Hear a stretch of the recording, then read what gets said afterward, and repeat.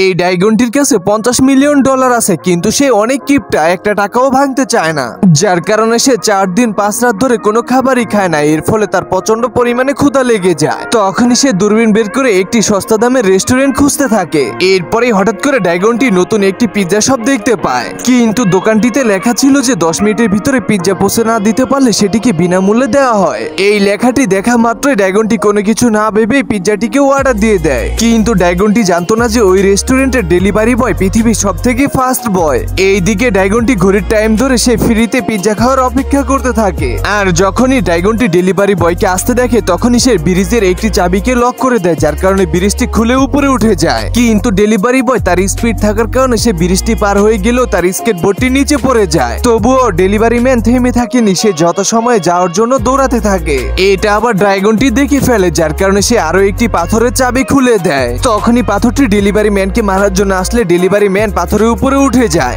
আর পাথরের গতি অনেক বেশি থাকার কারণে ডেলিভারি বয়টি অনেক দ্রুত গতি ভাবে ড্রাগনের সামনে গিয়ে উপস্থিত হয়, ঠিক 9 মিনিট 59 সেকেন্ডের ভিতরে। যার কারণে ড্রাগনটি প্রচন্ড মন খারাপ করে ডেলিভারি বয়কে টাকা দিতে থাকে। কিন্তু ডেলিভারি বয় টাকাগুলো নেয় না, কারণ সে বলতে থাকে আমাদের রেস্টুরেন্ট নতুন হওয়ার কারণে আজকের দিনে আমরা সবাইকে ফ্রিতে পিৎজা দিয়ে থাকি। এটা বলে ডেলিভারি ম্যান সেখান থেকে চলে যায়। এরপরে ড্রাগনটি পিৎজাটাকে ভালোভাবে খেয়ে শুয়ে পড়ে আর তার টাকাগুলোকে রেখে দেয়।